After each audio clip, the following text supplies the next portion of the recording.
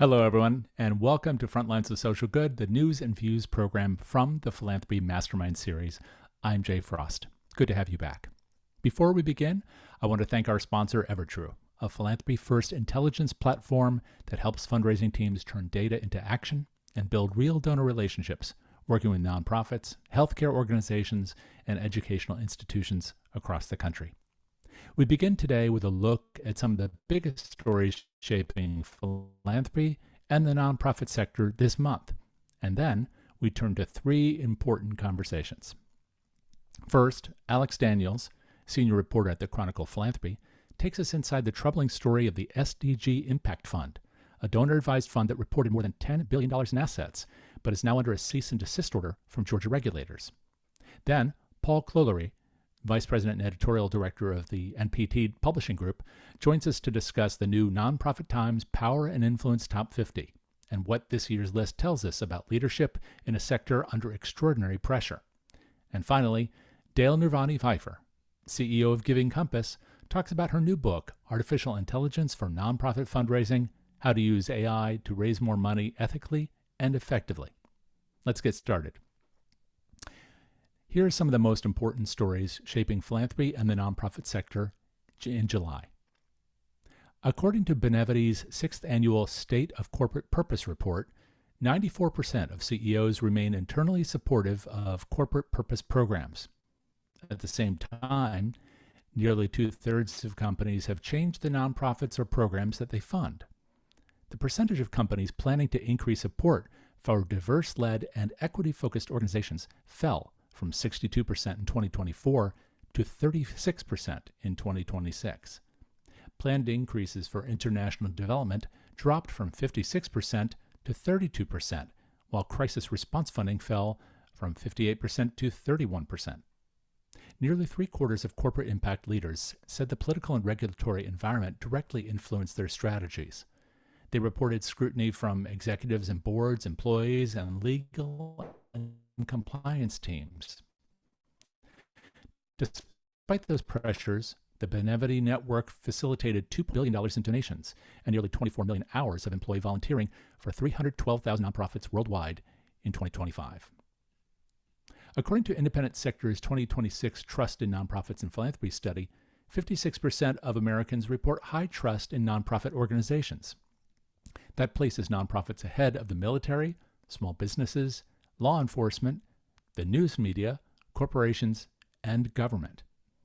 In its coverage of the study, the Nonprofit Times reported that trust in philanthropy fell 4 percentage points to just 29%, a 27-point gap between public confidence in nonprofits and the institutions and individuals associated with large-scale charitable giving. The research also found that half of Americans believe nonprofits are helping to bridge divisions in the country, up from 44% last year and significantly ahead of government. Transparency appears to be central to maintaining that trust. 74% said their confidence would increase if nonprofits clearly explained how they use their money, while 73% said the same about disclosing where their funding comes from. And 62% said their trust would be strengthened by governing boards that include people who have personally used an organization's services. The AI Coalition for Social Impact has opened a free certification program intended to help nonprofits and other mission-driven organizations use artificial intelligence responsibly and effectively. According to Blackbaud, which convened the coalition, 85% of nonprofit professionals now use AI at work, and half of nonprofit organizations increased their AI use during the past year. Yet only about 10% reported that AI is producing major gains for their organizations. The free product-agnostic program has begun with an on-demand course called AI Fundamentals for Social Impact. Its first 3 lessons cover the foundations of AI, emerging tools and trends, and differences in how generations perceive and respond to the technology. And a second course, focused on responsible AI principles and regulation, is expected later this year.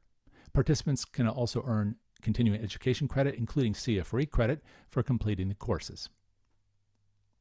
The Nonprofit Times has published its 29th annual Power and Influence Top 50 just this Monday, recognizing executives whose leadership has shaped not only their own organizations, but the broader nonprofit sector.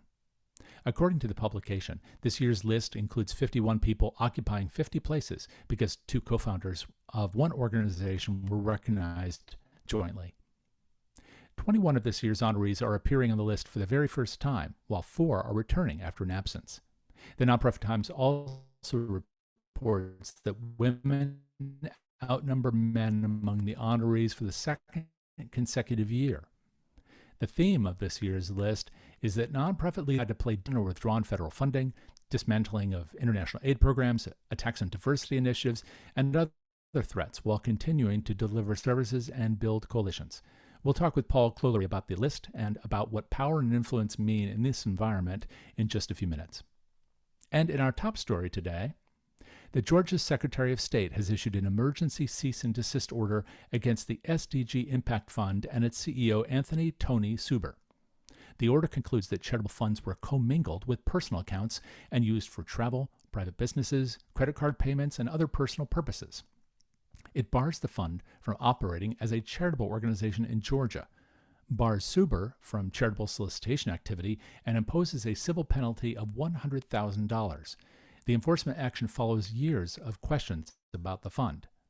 The SDG Impact Fund reported growing from $238 million in assets in 2020 to more than $10 billion in 2021. Much of it attributed to cryptocurrency, digital art, and other assets. Yet, a rough of 1% of its assets in 2022. Last year, Alex Daniels, a senior reporter at the Chronicle of Philanthropy, reported that donors said the fund had failed to make requests. Some donors also said they were encouraged to make loans from their donor-advised accounts with promises of substantial returns that never materialized. Earlier, I spoke with Alex about his reporting, the regulatory action, and what the case may mean for donor-advised funds and the broader philanthropic sector. Here is that conversation. So, Alex, first of all, thank you very much for taking time to talk here on the Frontlines program about an article you wrote some time ago, but I know you're looking at the updates to that story today. But for our audience, I'd like to begin by just asking you to talk about this SDG Impact Fund. What is it, and how did you learn about it? All right. Well, thanks very much for having me, Jay. I really appreciate it. And this has been an interesting story to work on. And as you mentioned, it's kind of had it's been around for quite some time without any real resolution until recently. The Georgia Secretary of State made a ruling on this particular organization. So let's kind of say what the organization is. The SDG Impact Fund was a donor-advised fund started in about 2017 or so, with the specific goal of benefiting the United Nations SDG goals. These are sustainable development goals that are all interrelated, having to do with things like maternal health, education, economic development. And these were goals that were adopted by UN members to reach in different year increments. And so this was a fund and there have been many funds that have been designed for philanthropy to kind of help spur the achievement of these goals, to have the private sector come in and work alongside national governments in obtaining them. So in 2017 or so, Tony Suber, who's a Georgia financial expert, started the SDG Impact Fund as a donor-advised fund. And so donor-advised fund is a charitable fund where a donor gets a tax break from donating to the fund and then can advise where the money goes to a 501c3 charity over any given time frame. And so the goal here was that, hey, we've got a lot of contacts in the SDG world. Put your money in this donor-advised funds, and you can tell us where you'd like the money to ultimately go. And it was fairly inactive for the first 2 years of its existence. And then in 2019, it registered a huge influx of money, ultimately attracting $10 billion in assets. And a lot of these assets were listed as non-cash assets. So like over 8 billion of that was non-cash, which included things like NFTs, non-fungible tokens, different cryptocurrencies, um, regular equities or cash.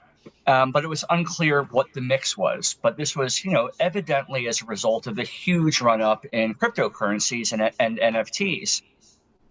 And so I got the story 2 years after that when they had followed their subsequent 2021 990 form from the Institute for Policy Studies and Professor Brian Mittendorf, who is a tax expert for nonprofits. And they said, there's been this huge run up in cryptocurrency at this donor advised fund, but it doesn't appear that they've been doling it out to charity like they might, and it doesn't appear that a lot of these artworks, these non-fungible tokens or other digital artworks, they make no mention of the charitable use that those sorts of gifts are actually making. So they suggested, hey, why don't you look into this? And I would say that just in looking at their 990 forms, they raised a lot of questions about what this charity actually was.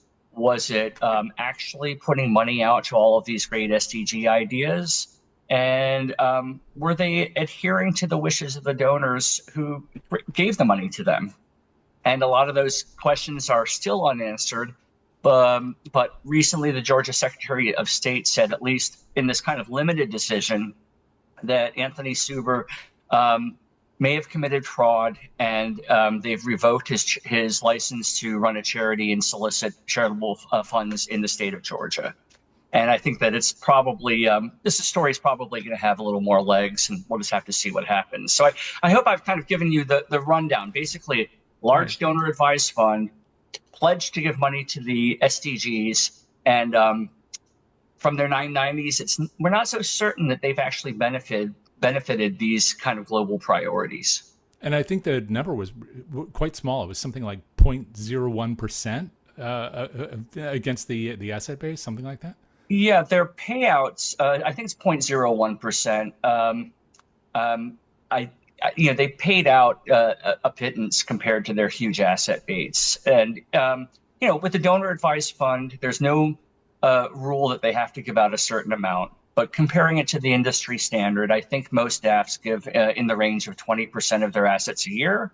And of course, foundations are legally required to give at least 5% of their asset base out a year. And so there was just very little movement coming out of the fund.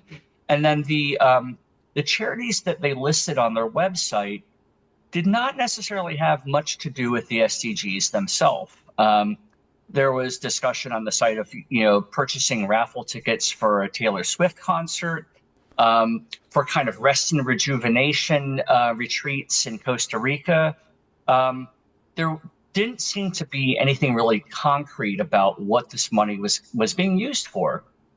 And then another curious aspect of this was that in 2021, I hope I'm getting that year right, but in the second IRS filing that they made after their assets just really ballooned, that was a year that cryptocurrency and NFTs just tanked.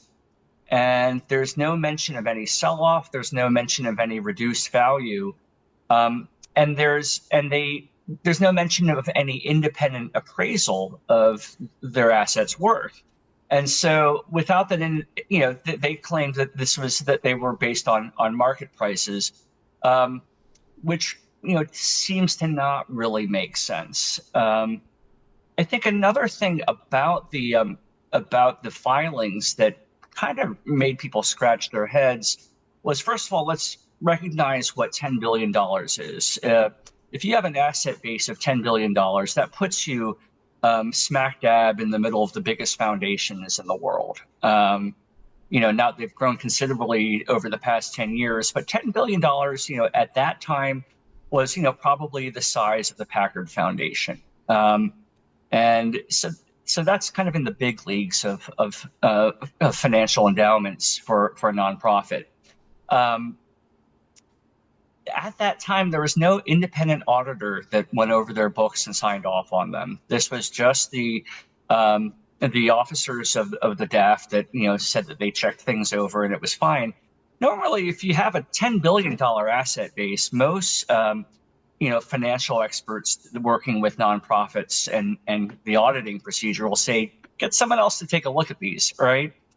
And there are also questions about just the asset base. If so much of this was in the form of NFTs and art, because that would put it right near the top of some of the most valuable art collections in the world. But there's no real indication from either the 990s or the SDG Impact Fund's website about how these artworks are actually benefiting from a charitable cause.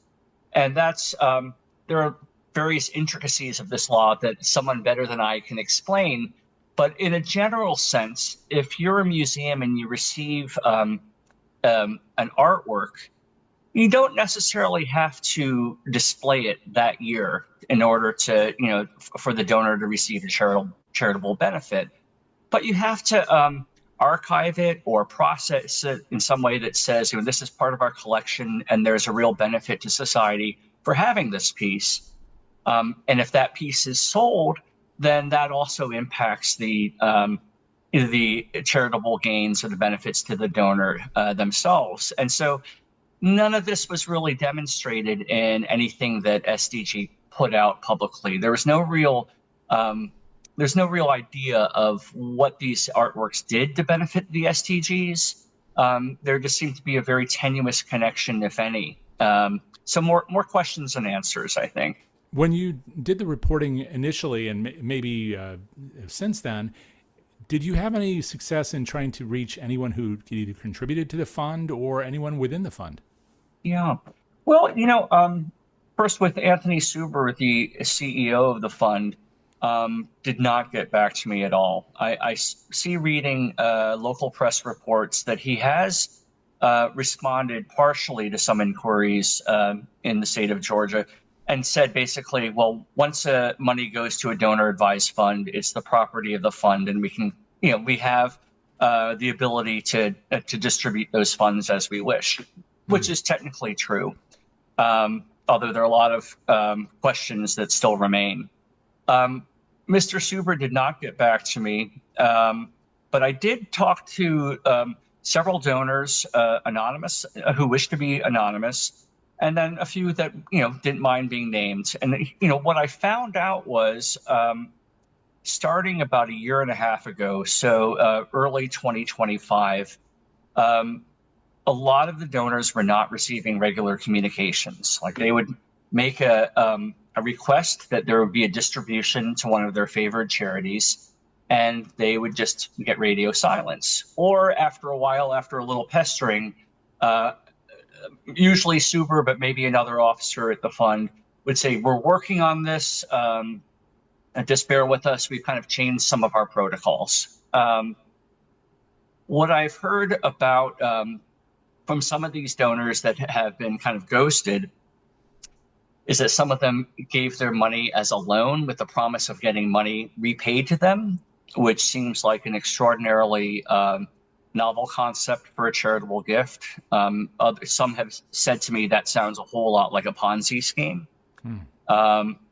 Promising kind of an X return on a loan that's from the actual donor advised fund is not an accepted practice, I think, to say the least. Others reported that the fund would be dissolved and that they would receive information about when the dissolution was going to happen, but that there was no follow-up from the fund.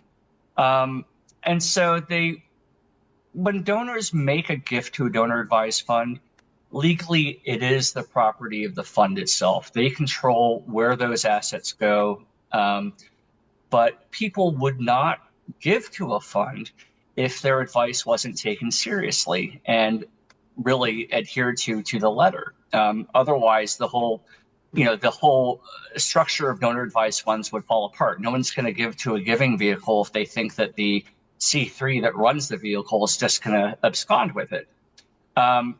And so that's why these donors were so distressed that, everyone gives to a DAF with a full expectation that when they say that this money is going to go to a charity, it's actually going to be delivered as long as the charity is in good standing. There are various screens that a DAF can use, but, it's, you know, absent any mention of those screens, there's no reason why you wouldn't expect your money to go to the charity that you designate. Now, you already mentioned that I think the average payout rate, according to National Philanthropic Trust, as of a couple of years ago, is around 20%. When you look at the aggregate of all these DAFs, in comparison to foundations, that's actually quite generous. But there's still a lot of skepticism and controversy over donor advised funds, in part because of the lack of transparency or perceived lack of transparency. That seems to be a characteristic, at least here, but you do a lot of reporting on the sector. How typical, not just in terms of the scale here seems quite large, and the problems also are pretty complicated. But in terms of looking at donor advised funds overall, how typical is it that it's this untransparent? Is that the right word? Well, I think that what is typical in terms of transparency is that we're not really going to be able to tell who gives to a donor advised fund. That's true across the board, I think. But I don't think that a well-run donor advised fund is going to have a list of assets that were provided to it that don't seem to match up. There are a lot of accounting irregularities in this. And I think that most professional donor advised funds are very conscious of the idea that they're there to make impact. And so if you look at all of the, not just the commercial donor advised funds, but also the, issue-based donor advised funds, they will produce impact reports and they will allow donors to connect the dots to see where their donations are going. And I guess more basically and more importantly, they're going to file a 990 every year. And in the case of the SDG Impact Fund, after 2022, they just stopped. They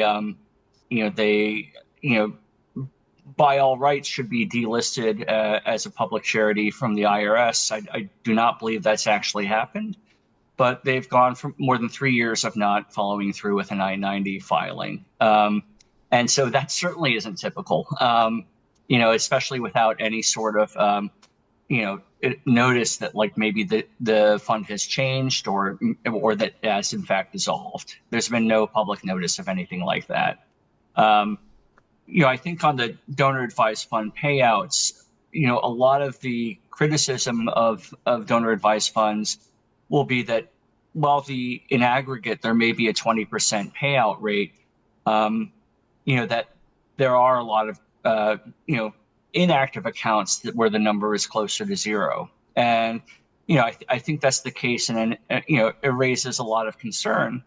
But if you compare it to a private foundation, foundations typically hew pretty close to that 5% rate. And so, I think that donor advised fund sponsors, are able to make that argument. Like, well, compare us as a charitable vehicle with foundations. And so, and foundations, as a matter of fact, often, in order to meet that payout, will make a contribution to a DAF itself and not to kind of an operational charity.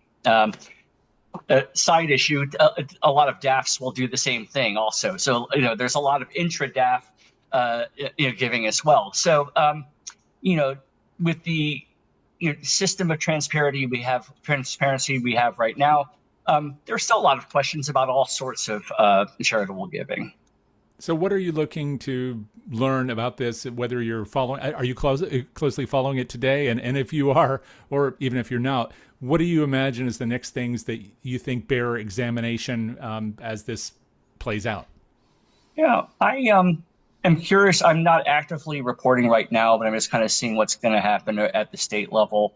I'm very interested in whether the IRS takes action or whether the FBI takes action in case there are any federal crimes involved. I certainly don't know if that's the case, but I'd be interested in learning where their crypto donations came from. and who they benefited.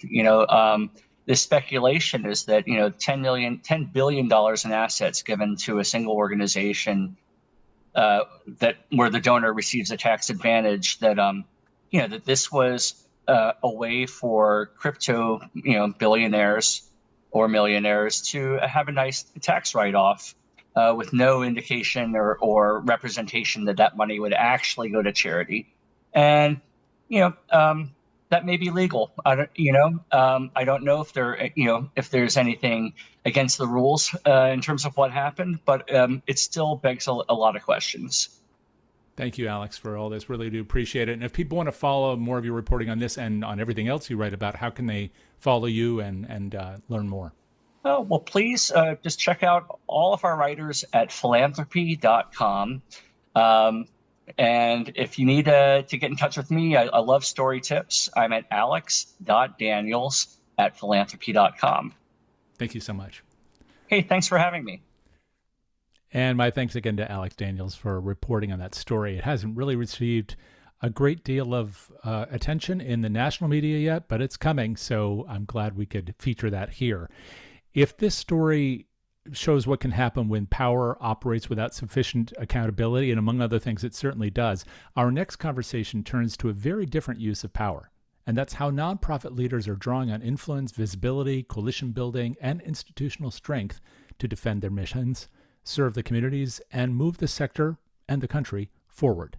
This is the 29th year that the Nonprofit Times has published its Power and Influence Top 50, recognizing leaders whose actions have shaped not only their own organizations, but the broader nonprofit sector. I spoke with Paul Clollery, Vice President Editorial Director of NPT Publishing Group, about the just-released list, how it was developed, what's new this year, and the surprises that remain. And here is that conversation. Paul, thank you very much for taking time to talk about the new NPT 50. And for those who don't know what it is, can you first, although they should, tell us what is this list? Well, it started 29 years ago.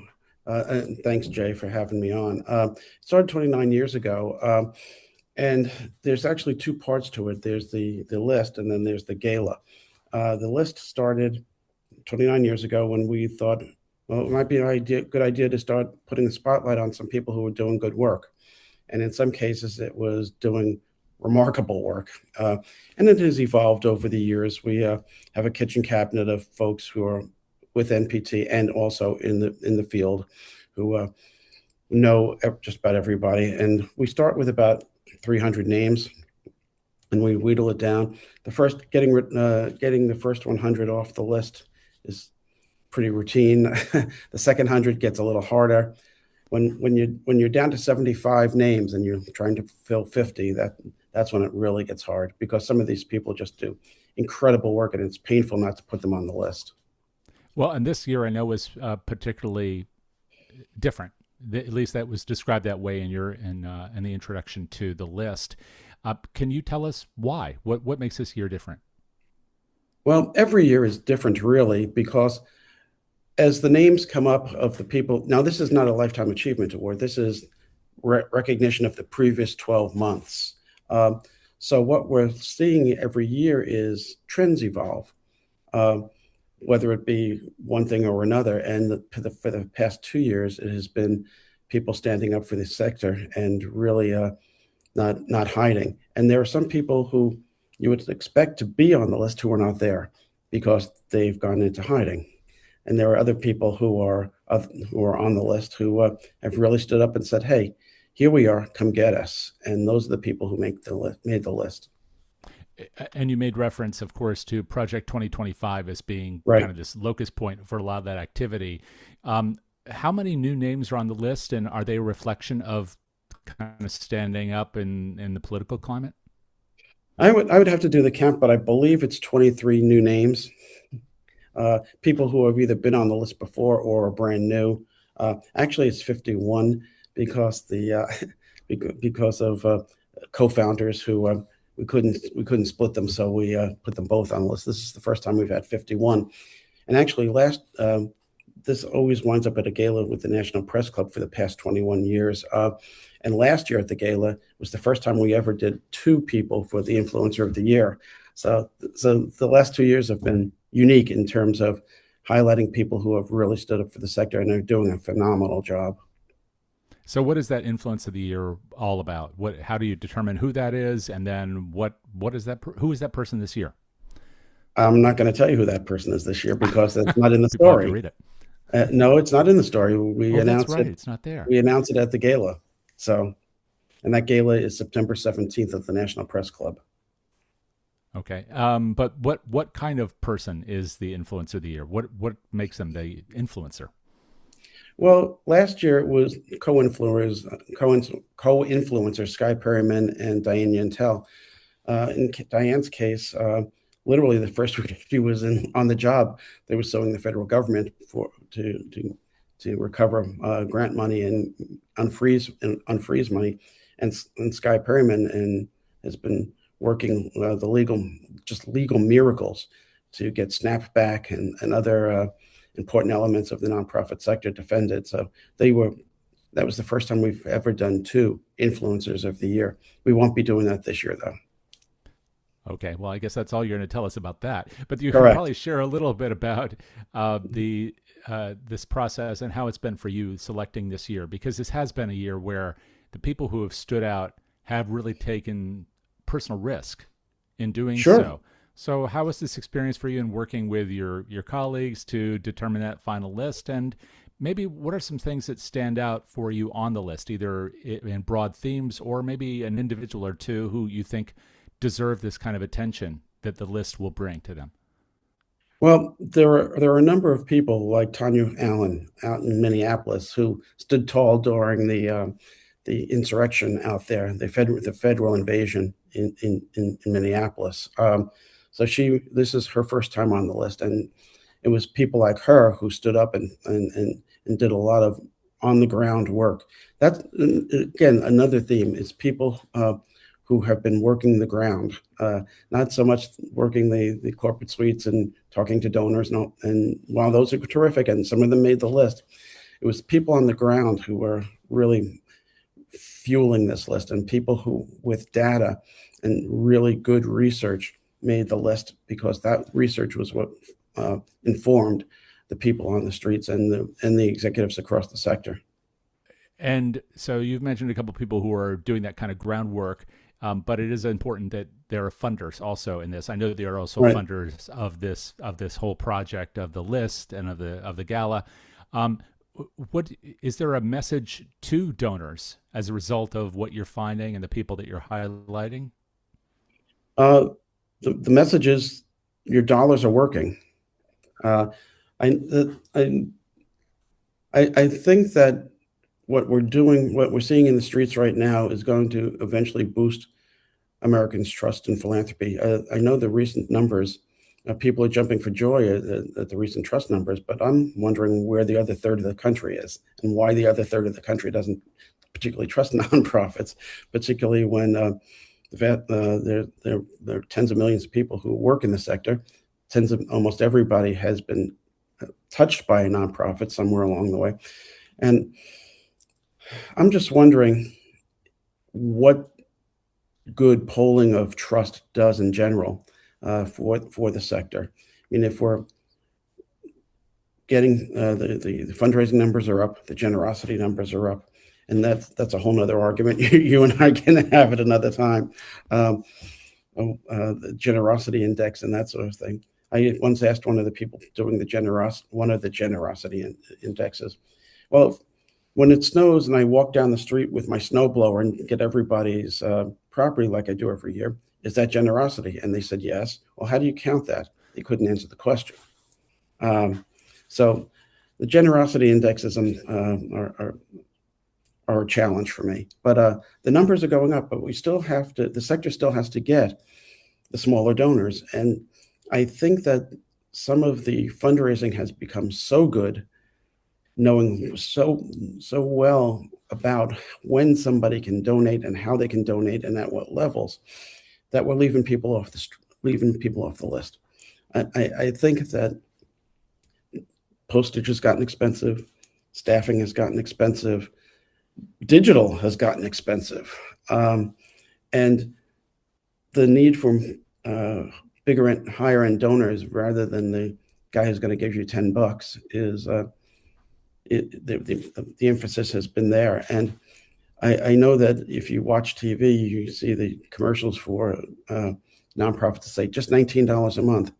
Well, that's a month. They're looking for somebody who's going to pay them more than $200 a year or contribute more than $200 a year.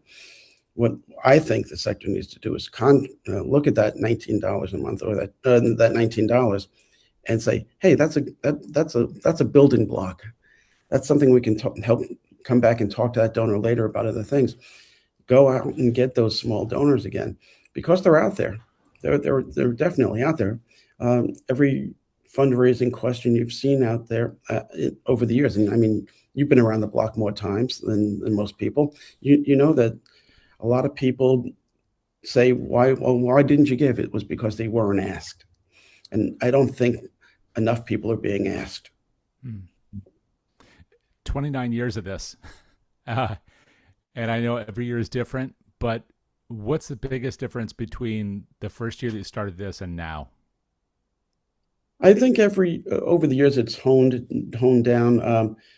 The first year it was big names, people who are name brands in the industry, and while there are still name brands on the list, I think that we've been able to over the years really drill down to the people who are making a difference day in and day out versus the people who are leading big organizations. And while leading big organizations terrific, and we have some of those folks on the list, I think the biggest difference right now is half of the list at least is going to be people on the ground, motivating donors, motivating community action. And that's where the nonprofit sector does its best work. Yeah. Thank you for all this, Paul. It's great to see the list again. It's great to see you. I know that people can read this now in the Nonprofit Times. So could you let everybody know the URL for that? Where's the best place to look, as well as when is the best time to look for the results, of the gala itself and the influencer of the year? The gala is on the 17th, so we'll probably have something within a couple of days of that. The gala itself is off the record, but because there's a discussion group that happens during the event, and we really want the people who are in the room to let their hair down a little bit, know that nothing that they say is going to be reported on. The whole event started years ago. I was out at some rubber chicken thing out at IU. And Gene Temple, who at the time was running Indiana Center for Philanthropy, pulled me into a room and said, hey, this is 29 years ago now. These people have never met it's a great list, but some of these people have never met each other. Why don't we get them into a room together?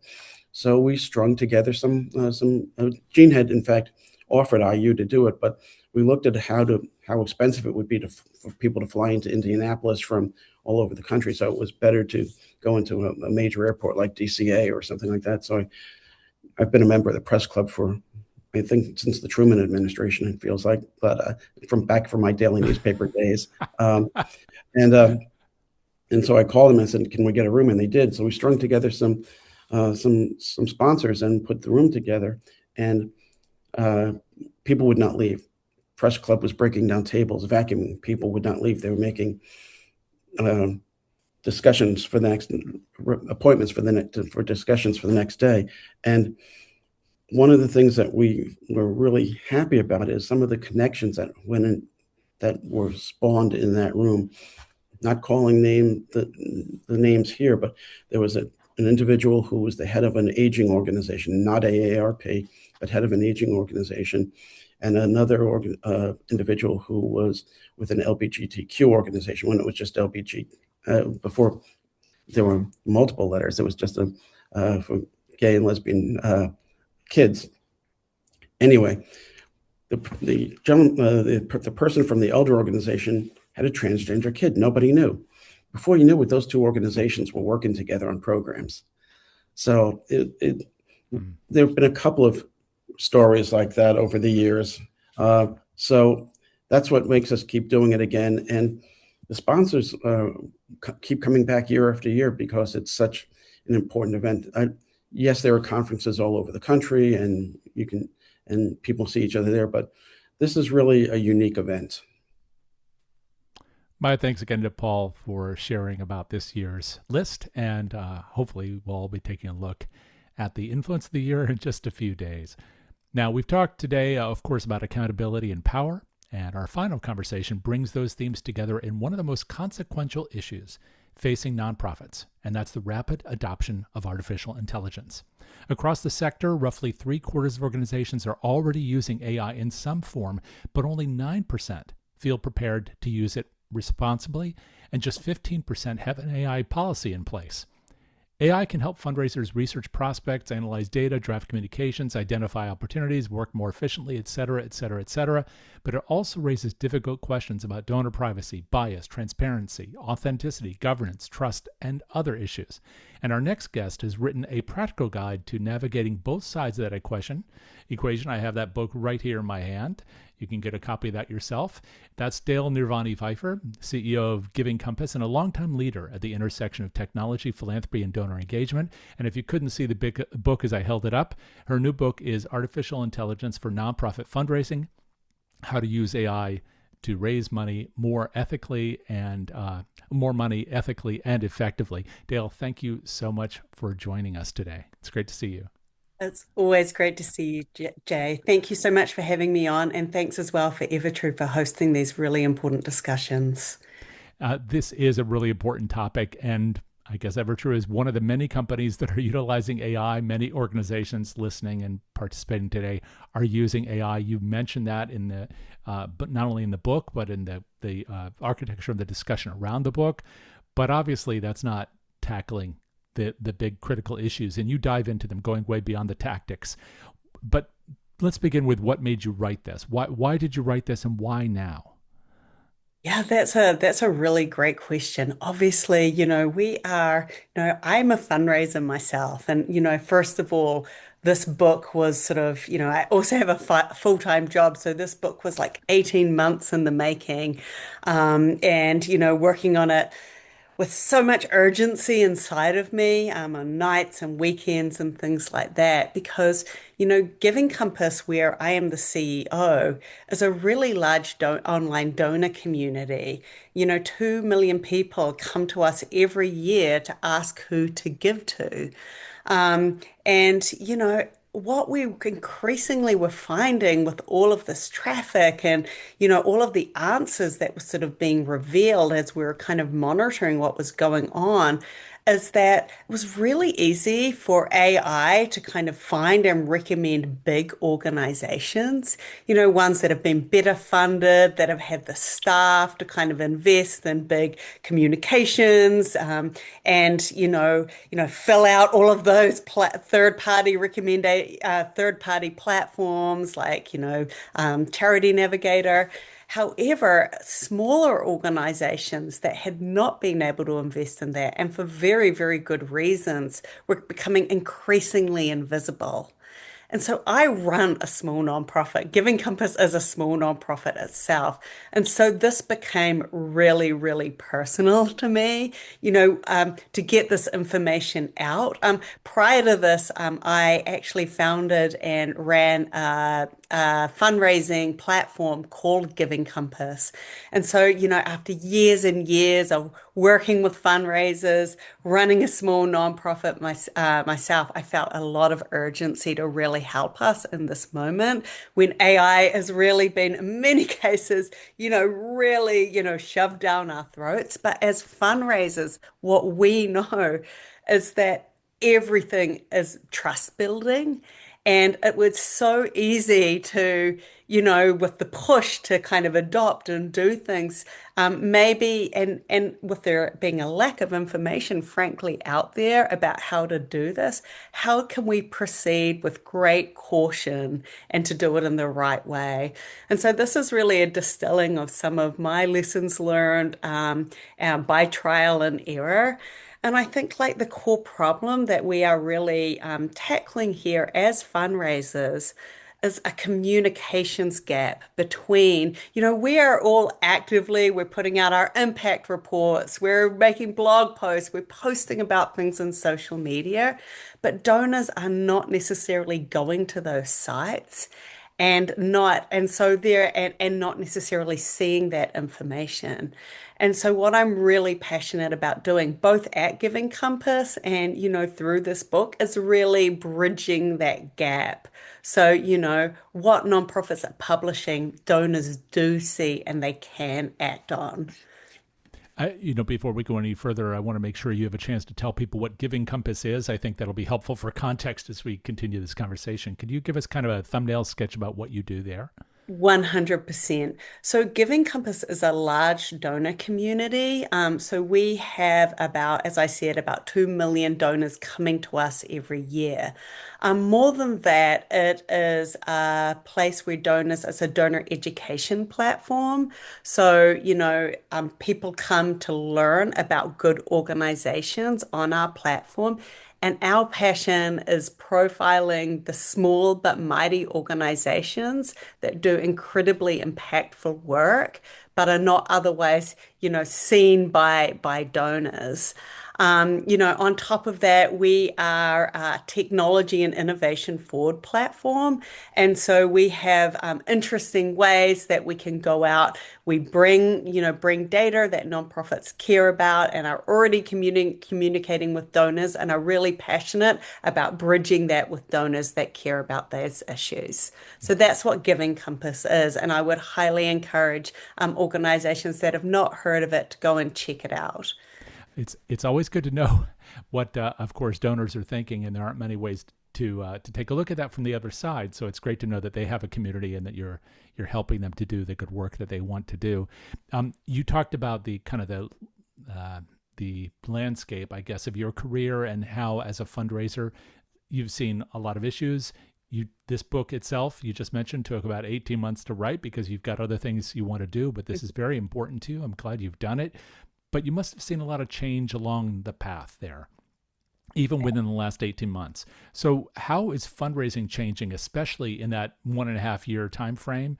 And how is it different as a result of AI?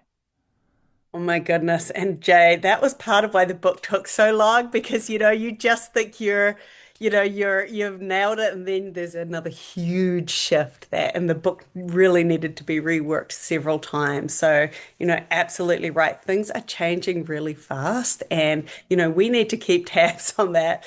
So, I think like, we have an impetus, I think, from the heads of our organizations to really move faster as fundraisers. And, people are coming to us and saying, come on, you can draft personalized emails faster now. You can prospect faster now, etc. And, some of that is true. But what I think the major changes is that, it has changed where the judgment lives, where our judgment and our attention should be as fundraisers. So what I really mean by that is, as fundraisers, we have lots of jobs, but, three important jobs that we have is, finding the information about who we can apply for grants, which major donors kind of fit our profile, really making sense of that information, kind of figuring out what the best positioning is, and really kind of crafting those communications and then acting on it, going ahead, submitting the proposals, etc. And for fundraisers, I think, at least in my experience, previous to generative AI, a lot of that was focused on the first two, finding the information and then making sense of it. A lot of what I think what generative AI does is it's really good at that prospect research. Now, it's not perfect and we need to go and put a lot of ourselves into it, but it can make it a lot faster to identify, who is the right funder for us. It's really good as well as it kind of like, creating drafts, looking back at our past grant proposals, looking past at other communications that have been successful, and, help us to kind of create those compelling proposals and drafting an ask. And again, we have to be careful because some foundations don't like us using AI. So it's always like a very kind of a difficult, a really thing that we have to be very conscious of and aware of. but that kind of grind is no longer the bottleneck.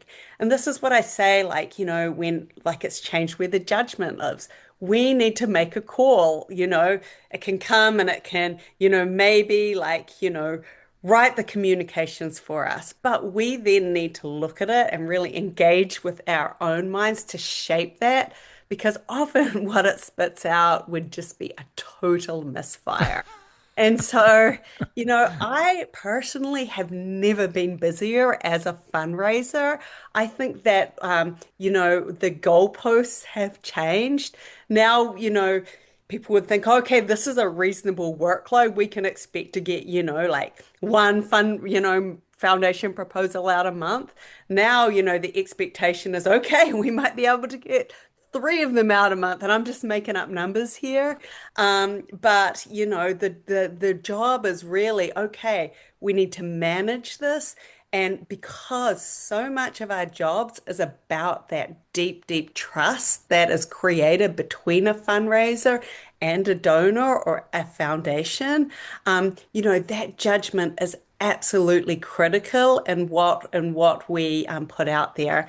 And I think like a good way maybe to say it is, we used to spend a lot of time kind of now I think, using AI to kind of create the products that and iterative process to create the products that the process to getting to donors, not using AI for actually approaching donors, communicating donors, etc., is pretty much a good rule of thumb, I think, to keep us really in a safe zone as fundraisers.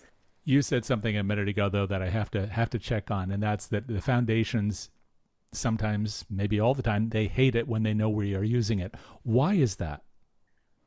You know what?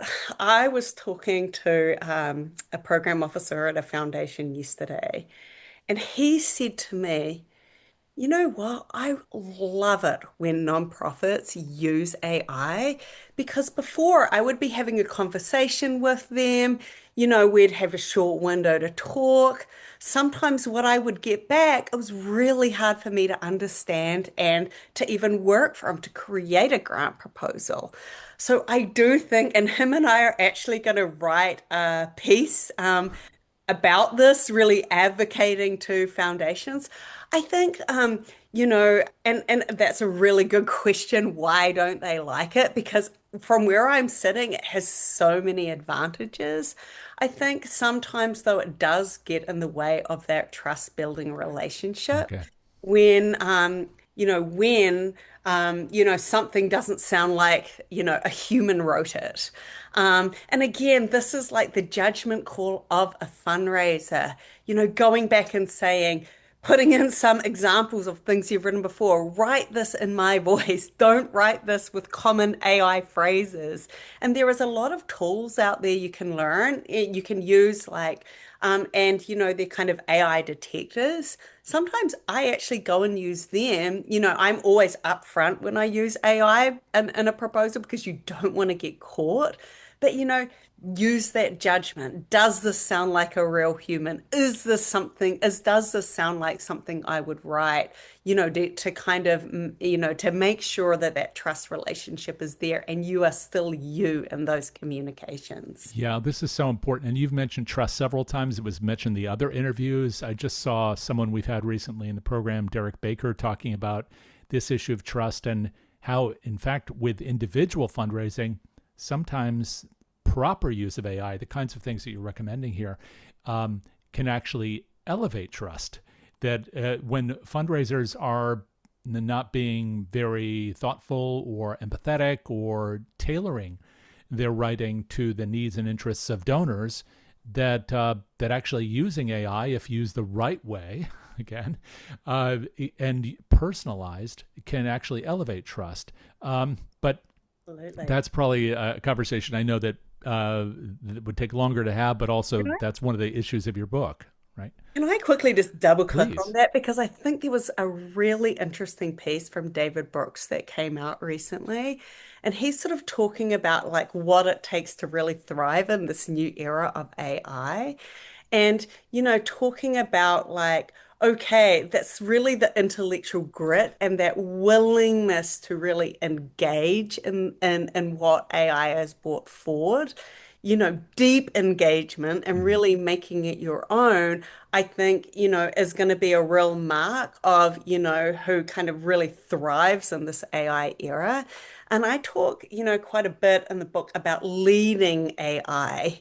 I think, it's in so many of the tools that we use now. It's in our email, it's in the Google searches, it's in, it's everywhere. And so, really kind of, kind of like understanding what the best use cases is. And again, like, if you like, bad things in, bad things out. I could say Right. that in another way, but like it is really that intellectual input that we can give and that we can work with that AI that will really enable us to lead, I think, as fundraisers inside of our organization and really take our fundraising to the next heights. Now, I don't want to give the book short shrift, and there are very practical examples in here. And we're not talking about which tools to use necessarily. We're talking about case studies. Could you just reference a couple of those quickly so people have a sense about what you've looked at as a way to be a guide for people who read this book or think about this issue? Absolutely. So there is about 15 case studies in the book.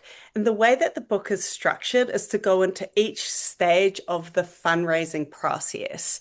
So, we've got case studies on how organizations have set up their governance and, their AI governance, which is something which is critically important for each organization to do.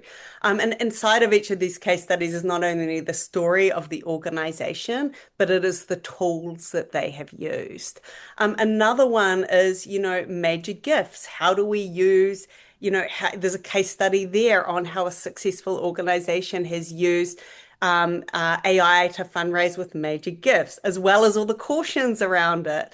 For reporting, how can we successfully use, there's a case study there on how nonprofits have actually done it.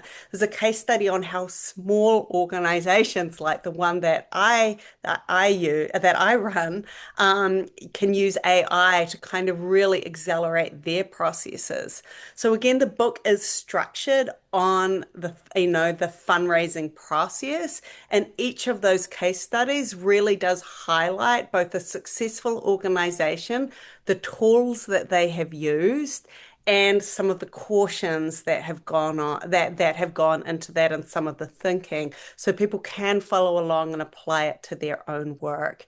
There is because people always ask about tools, and as I say, like AI is embedded in so much of what we already do, but there is also a tool directory in the back of the book, so people can do a shortcut and really look at the tools if they're interested in some of the ones that I really recommend, and Evertrue is one of those.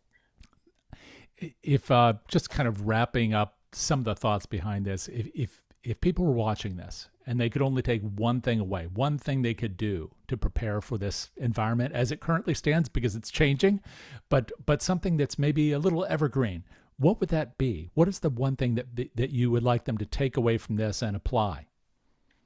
Great question. There's a really interesting thing happening now in AI where the AI is clustering around a certain set of organizations, and they're different organizations for different issue areas. And there's a lot of kind of science that about how you can, even as a small organization, at least attempt to show up in a way that you either become clustered in with them or at least AI will know to recommend you. And that thing that I always recommend is do your own AI audit. Go to the major LLMs, go to, OpenAI, ChatGPT, go to Claude, go to Gemini, Google Gemini, and simply ask it, would you recommend me as a nonprofit to a donor? And why or why not? And that will give you a map to show you what you need to do. There's all sorts of things that are changing as AI becomes more prevalent, and donors are now beginning to use AI much more to figure out which organization they want to give to. And there's a whole lot of things. I've actually got an article coming out in Stanford Social Innovation Review in the next issue, which provides a much more detailed map on this. But because that will give you then, it might say, your charity, it might say like update your profile on Charity Navigator. It might say you've got mismatched pieces of information out there on the web. You need to go and clean that up because I can't really understand which is true. It might say that your organization's website does not have all of the things on it that is going to make your website highly legible to AI. And things like that are things that you may not expect. They're things like FAQs. They're making sure that you have your impact statement right up front and center so AI can see, what your impact is, and making sure that you have the metadata in the back of your website coded correctly. And I'm sorry, I don't mean to get into these geeky terms, but a web developer would be able to help with that and be very careful and intentional about what is built into the back of that from what you know about how donors are already finding you online. So that's a few things. I'm happy to send that exercise that I do with nonprofits. I have it sort of written out, so I'm happy to send that to anybody who wants to connect with me. My LinkedIn, you can just find me on LinkedIn. I'm Dale Navani Pfeiffer at Giving Compass, and my email address is dale.p@givingcompass.org. And I'm more than happy to connect with anybody, particularly small nonprofits who have my total passion, to help them with that exercise or, talk through anything. Thank you, Dale. Thank you for all of this and for discussing your book. And how can people get a copy? Oh, it's available on Amazon, and I will even do a couple of giveaways as part of this. So if you connect with me and you're one of the first, 3 people, I'll just send you a copy. So it'll be my great pleasure to do that. Thank you so much. It's great to see you. Thank you so much. Okay. Thank you. Well, before we go, of course, I want to thank Alex, Paul, and Dale for joining us today, and all of you for spending part of your day with us, whether you're here with us live or you're watching this as a recording later. Frontlines of Social Good is brought to you by Evertrue, a philanthropy-first intelligence platform that helps fundraising teams turn data into action and build real donor relationships, working with nonprofits, healthcare organizations, and educational institutions across the country. You can watch hundreds of past episodes of this and our other programs, How to Raise and the PM Podcast, all part of the Philanthropy Mastermind series through our friends at Evertrue and DonorSearch at DonorSearch.net and Evertrue.com. I'm Jay Frost. Thanks for joining us. We'll look forward to seeing you next time.